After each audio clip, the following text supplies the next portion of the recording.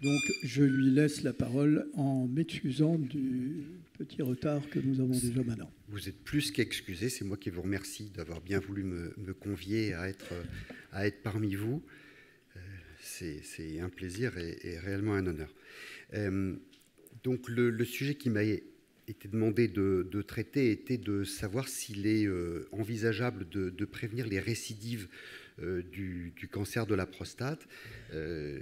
Pendant que je fais cette introduction, je vous laisse lire mes relations et non pas mes conflits d'intérêts.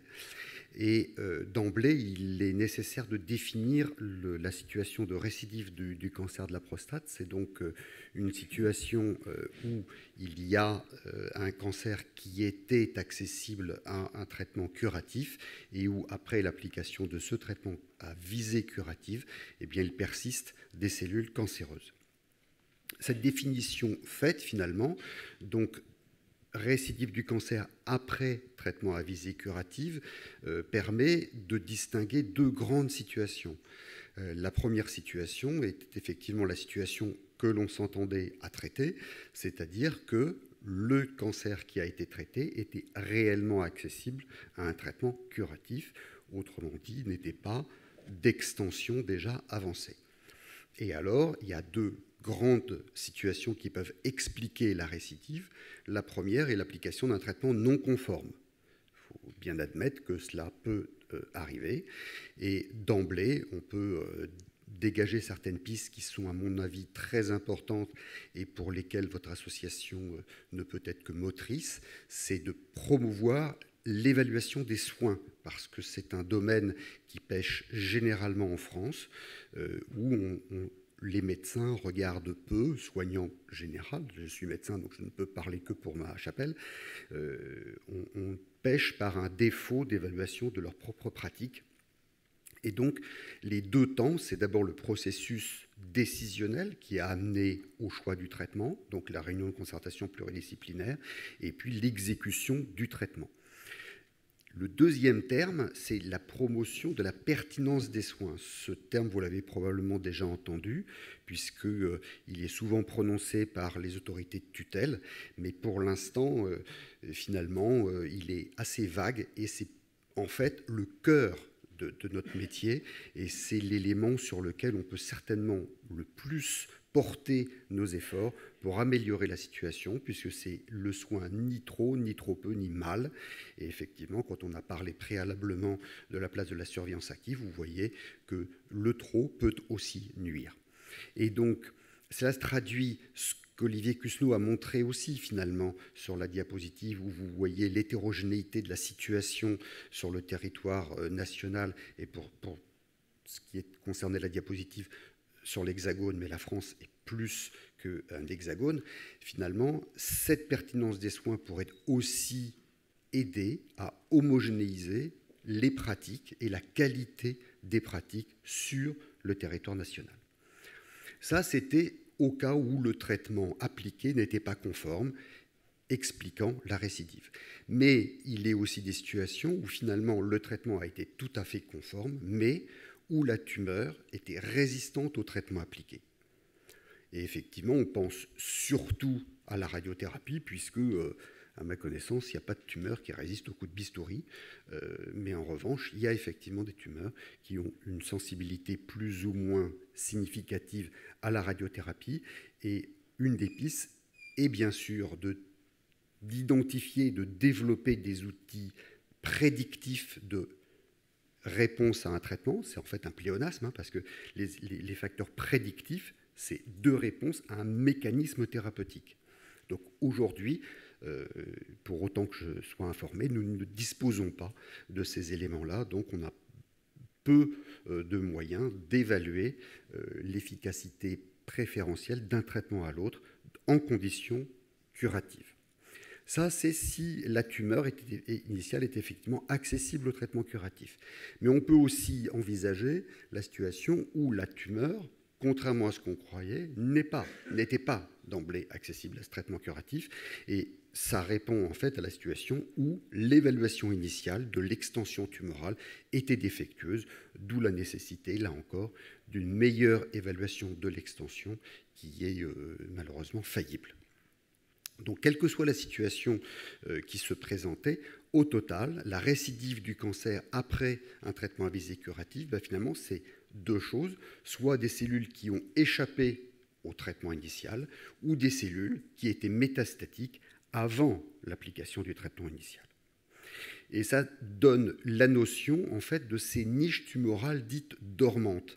C'est-à-dire que vous voyez sur la droite un amas de cellules qui est sorti de la tumeur initiale pour aller justement à distance, et la moelle osseuse est un des sites préférentiels de ces localisations, pour rester dans un état parfois quiescent pendant de très nombreuses années, ou alors, localement, il persiste de la tumeur, essentiellement et de façon caricaturale après radiothérapie, et ce n'est qu'après l'application de ce traitement que la tumeur peut sortir de la prostate et donner des localisations à distance. Donc ces cellules dormantes, finalement, elles ont résisté au traitement initial, elles ont des survies prolongées et pourtant une capacité de prolifération. Très récemment, un autre mécanisme a été publié, en l'occurrence par une équipe française de Strasbourg, où on s'aperçoit que les plaquettes sanguines peuvent finalement aller s'intéresser aux cellules tumorales au sein de la tumeur. Ça n'a pas été montré pour le cancer de la prostate, mais ces plaquettes viennent fournir aux cellules tumorales qui n'en ont pas encore la capacité, la possibilité de faire des métastases, protègent pendant le trajet les cellules tumorales de l'action du système immunitaire et aident finalement l'ensemencement par ces cellules qui n'en auraient pas eu la capacité seules à faire une niche, là encore, métastatique. Donc ce sont des cellules qui sont des cellules protégées, à migration précoce, et qui ont ces caractéristiques. Alors maintenant que j'ai essayé de dresser un état de la situation de ce qu'est finalement la récidive du cancer après traitement à visée curative, il y a deux grands acteurs. Il y a le soignant, le médecin, et puis il y a le malade. Alors, qu'est-ce que le médecin peut essayer de faire ? Eh bien, d'abord, s'intéresser à ces cellules et puis compléter ce traitement. Compléter ce traitement, c'est les traitements néoadjuvants, c'est-à-dire avant l'utilisation de chirurgie ou de radiothérapie, ou alors faire suivre dans les 3 mois du traitement par un traitement dit complémentaire qui pourrait être soit la destruction spécifique de ces cellules qui ont essaimé, aujourd'hui on ne sait pas comment faire, soit essayer de maintenir en état de dormance ces cellules dormantes, aujourd'hui on ne sait pas comment faire, soit il peut aussi être envisagé de réveiller ces cellules et de leur appliquer des traitements cytotoxiques comme la chimiothérapie. Vous voyez bien le caractère tout de même assez aléatoire d'une telle stratégie, ou alors de faire appel à l'arlésienne, je dirais, donc au vaccin contre le cancer qui reste à inventer. Je voudrais dire un mot assez bref, mais beaucoup d'entre vous en auront entendu parler, sur l'utilisation de la metformine pour optimiser le résultat d'un traitement à visée curative. La metformine est un traitement antidiabétique oral qui a montré, en tout cas au moins in vitro et sur des modèles animaux, des capacités directes et indirectes de régulation, c'est-à-dire d'inhibition essentiellement de la croissance tumorale. Alors, il aurait été montré qu'elle pouvait avoir un rôle dans la prévention primaire ou diminuer, donc, puisque c'est le sujet, la mortalité spécifique, c'est-à-dire en gros la récidive, voire la mortalité globale de cancer de prostate. Mais ces études sont frappées de nombreux facteurs qui en fait sont des facteurs confondants dans la causalité. Et aujourd'hui, malgré les attentes, il n'y a pas de bénéfice prouvé à l'utilisation de la metformine pour contrôler et prévenir la récidive. Ça, c'était le rôle des médecins, et puis vous voyez bien que les médecins, ils sont beaucoup à court de possibilités pour l'instant. Ils doivent appliquer les recommandations de façon modale et attentive, mais aujourd'hui, on est encore en attente de mieux. Donc il reste vous. Qu'est-ce qu'il serait possible de faire pour finalement améliorer le résultat? Alors, le premier, c'est le grand tueur, c'est le tabac, auquel on peut s'intéresser. Et on s'y intéresse, mais d'abord avec un peu de scepticisme, parce que la relation causale entre tabagisme et survenue d'un cancer de prostate ou tabagisme et survenue d'un cancer agressif, autrement dit à fort potentiel d'échec d'un traitement à visée curative, est assez incertaine. Les études ne sont pas très concordantes. Et pourtant, il y a quand même des pistes intéressantes une fois le traitement fait, où on s'aperçoit que si on observe ce que deviennent des patients qui fument et des patients non fumeurs après l'application d'un traitement à visée curative, eh bien le risque de récidive chez les patients fumeurs est 1,4 fois celui des patients non fumeurs. Pas d'explication claire, mais en tout cas un résultat qui est disponible. De même que l'arrêt du tabagisme dans les 10 ans qui ont précédé l'application d'un traitement à visée curative, finalement annule ce surrisque par tabagisme dans la mortalité spécifique, la récidive.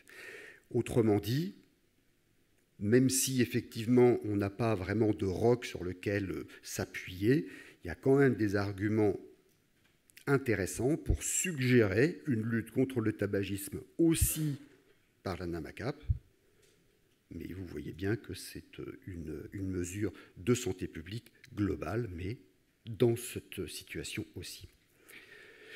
Le deuxième grand tueur, c'est l'obésité. Alors l'obésité, c'est, vous savez qu'on l'évalue par le poids et la taille d'un individu, et que l'obésité qui est particulièrement nocive, c'est l'obésité dite androïde, c'est-à-dire c'est la bouée des hommes, voilà, qui est associée au syndrome métabolique qui est très cher à Olivier Cusneau, et on voit que cette obésité androïde est associée à un surrisque de cancer, mais aussi semble associée à un risque de mortalité spécifique par cancer de prostate et une mortalité globale chez les patients qui ont un cancer de prostate, avec peut-être même un effet quantitatif, puisque chaque palier dans l'avancée dans l'obésité marquerait aussi un surrisque de récidive, de mortalité spécifique et de mortalité globale.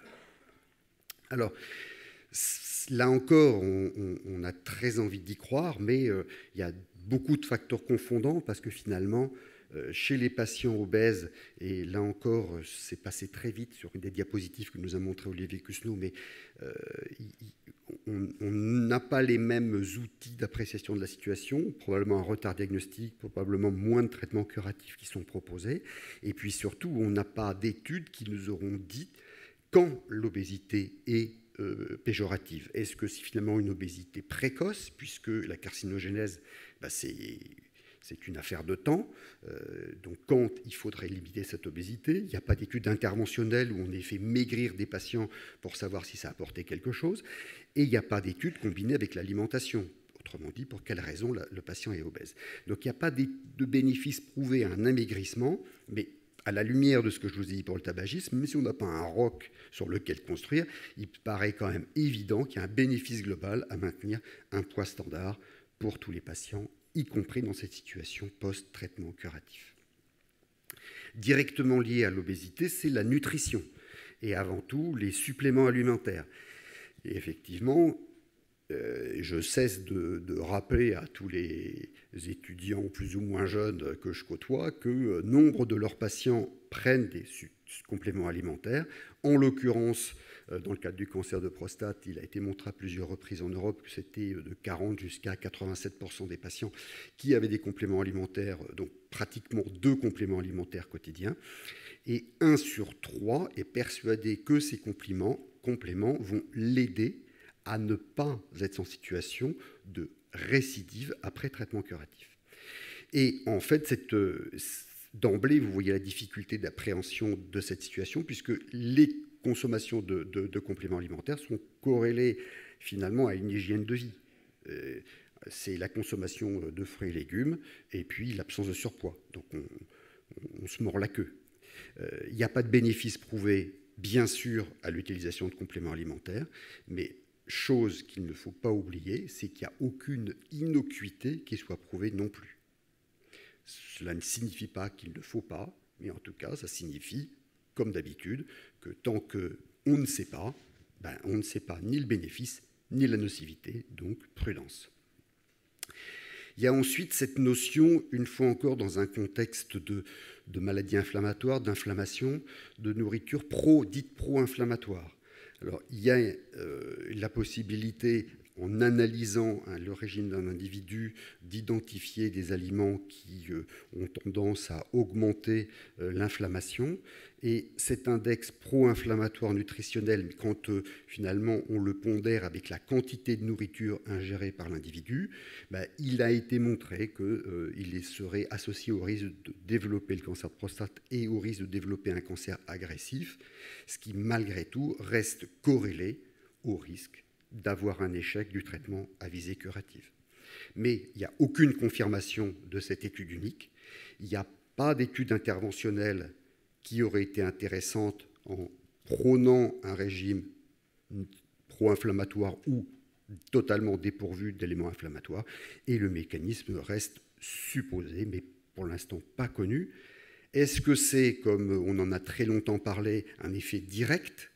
Parce que cette notion de régime pro-inflammatoire, ça remonte à des dizaines d'années, ou est-ce que finalement, il ne faut pas le voir comme un élément de régulation du microbiote? Et effectivement, votre nutrition influence énormément votre microbiote, et la composition du microbiote, tant digestif que urinaire, est associée effectivement à un état inflammatoire chronique qui est impliqué dans nombre de maladies inflammatoires et effectivement, pourquoi pas, dans un contexte de carcinogénèse. D'autant plus, pour ce qui est du cancer de prostate, que certaines bactéries fécales, à l'interface avec les cellules digestives, ont les capacités de modifier le métabolisme des androgènes ou des oestrogènes. Donc là encore, il n'y a pas d'étude interventionnelle qui ait montré qu'une modification du microbiote permettait d'optimiser, par exemple, le résultat d'un traitement à visée curative, mais il est évident que c'est pas simplement parce que c'est la mode, mais parce qu'il y a quand même beaucoup d'arguments pour dire que cette piste-là pourra être intéressante à l'avenir. Et même si ce n'est pas le sujet, probablement le premier domaine thérapeutique qui bénéficiera de cette adaptation du microbiote sera la réponse à l'immunothérapie. Et puis, c'est l'activité physique, bien sûr. Alors l'activité physique, il faut tout de suite en donner la définition parce que Dieu sait que j'en parle en consultation et quand je dis activité physique, les patients entendent activité sportive. Et ce n'est pas du tout la même chose, effectivement. Une activité sportive peut être une activité physique, mais pas obligatoirement. Les échecs, c'est un sport, et pourtant, pas tellement une activité très physique. Donc, c'est des mouvements corporels produits par la contraction des muscles squelettiques, donc les muscles qui sont attachés aux os, c'est bouger. Voilà, c'est bouger. Alors, l'OMS a défini des seuils dans l'activité physique des individus, un seuil minimal qui permet finalement de protéger son état de santé. En deçà de ce seuil minimal, vous êtes considéré comme sédentaire et vous avez une détérioration de votre état de santé. Ce n'est pas grand-chose, c'est 2h30 d'activité aérobie modérée par semaine ou 1h30 ou 1h15 intense. Et puis, il y a aussi un seuil qui est évidemment consensuel, d'amélioration de l'état de santé selon l'OMS, c'est-à-dire 5 heures aérobie modérée ou 2h30 intense, mais et uniquement si cette activité est combinée à un renforcement musculaire 2 fois par semaine. C'est des exercices qui sont isotoniques, où on bouge, et isométriques quand on maintient une position. Alors pourquoi est-ce que cette activité physique est si importante? C'est parce que la survenue d'un cancer, finalement, fait basculer le malade dans le cercle vicieux où il y a une diminution, bien sûr, de l'activité physique qui est observée dans 50% des cas, jusqu'à l'arrêt de l'activité physique. Et je ne vais pas m'étendre parce que c'est bien sûr multifactoriel. Et il n'y a que 10% de patients, de malades, puisque malheureusement ce sont des malades, qui vont augmenter cette activité. Et on voit que ceux qui diminuent le plus sont les patients, les malades, qui ont plus de 60 ans. On pourrait presque dire que c'est justement chez eux qu'il ne faudrait pas diminuer cette activité. Et pourquoi c'est aussi péjoratif? C'est parce qu'on arrive à cette notion de déconditionnement cardio-respiratoire, où ce déconditionnement amène des dégradations fonctionnelles, ça tombe sous le sens, mais aussi des dégradations métaboliques multiples et qui ont été associées à un risque de récidive augmentée de cancer après traitement curatif. Cette notion-là, qui n'est pas si ancienne que ça, amène à considérer maintenant le muscle comme un organe excréteur, donc de myokines, de cytokines, qui vont modifier un très grand nombre de systèmes dans l'organisme de façon bénéfique essentiellement. Et cette activité physique, effectivement, il y a 20 ans, qu'elle a été montrée comme bénéfique sur la survie des patientes après traitement curatif d'un cancer du sein. Alors, l'activité physique après traitement d'un cancer de prostate, qu'est-ce que ça donne? Ça donne au début, sur des études observationnelles, une meilleure survie quand on est très actif par rapport à ceux qui sont très peu actifs. Bon, quand on vous s'intéresse aux extrêmes, ce n'est pas très, très intéressant. Mais si on essaye de quantifier le fait de marcher 3 heures par semaine, bon pas, comme je dis aux patients, c'est comme si vous étiez en retard à un rendez-vous, contre les patients qui marchent moins de 3 heures par semaine, il y a une modification effectivement dans le risque de récidive. Que sur une étude observationnelle prospective, on a donc pris les patients, on les a regardés, vous voyez, pendant longtemps, puisqu'ils ont été suivis 14 ans, on a vu que cette activité physique était corrélée à une diminution de la mortalité spécifique, donc à moins de récidives après traitement curatif, et aussi une diminution de la mortalité globale. Cependant, cette activité physique, elle est très délicate à évaluer. C'est très compliqué finalement, contrairement à ce qu'on pourrait croire, que le bénéfice, il est très hétérogène en fonction du type de cancer. Je vous ai entouré le cancer de prostate. Il est variable en fonction du stade du cancer. Et on peut voir aussi les traits horizontaux qui sont très larges. Donc finalement, peut-être qu'est-ce qu'il ne faut pas s'intéresser au cancer, mais des types de cancer, type de traitement, à l'intensité de l'activité, au type d'activité. Et pour le cancer de prostate, le bénéfice a été montré pour la marche à pied et le vélo. Et puis, là encore, malheureusement, il n'y a pas d'études interventionnelles de qualité. Autrement dit, on n'a pas pu évaluer ce que donnait l'activité physique comme bénéfice de façon prospective. En conclusion, j'aurai 2 grands messages. Le premier, qui est plutôt destiné aux médecins, mais c'est un message que vous devez porter vous aussi bien sûr, c'est d'appliquer les traitements pertinents après une décision qui est partagée. Ça, c'est cette notion de gestion du risque. Autrement dit, vous arrivez face à un médecin avec un cancer qui serait accessible à un traitement curatif. C'est là que la discussion doit avoir lieu. Il y a un arbitrage entre l'intensité du traitement qui permettra une meilleure guérison, au moins en théorie, et un traitement plus conservateur qui ménagera probablement beaucoup plus la qualité de vie par l'intermédiaire des séquelles fonctionnelles. Le deuxième message, c'est d'appliquer des règles hygiéno-diététiques de prévention du risque cardiovasculaire. Donc là encore, on va peut-être chercher loin, mais c'est ce que j'appelle le pari de Pascal. Enfin, c'est une forme pour moi de pari de Pascal. C'est-à-dire que dans cette situation-là, vous vous dites, si je le fais, si j'ai une vie saine, finalement, j'ai un bénéfice certes potentiel pour la cancérologie. Je vous ai dit, ce ne sont pas des rocs, mais j'ai quand même une chance d'améliorer le résultat du traitement curatif. Mais, en tout cas, j'ai des bénéfices certains. Ce bénéfice certain, c'est que si je suis un patient qui n'a pas de récidive, je vais diminuer mon risque de mortalité cardiovasculaire. Et c'est le type de décès des patients qui sont survivants d'un cancer de prostate. Si jamais, malheureusement, il y a quand même une récidive, je serai dans le meilleur état de santé pour passer au travers de tous les traitements de rattrapage qu'on pourrait me proposer. Et de toute façon, qu'il y ait ou qu'il n'y ait pas de récidive, j'aurai une bien meilleure qualité de vie.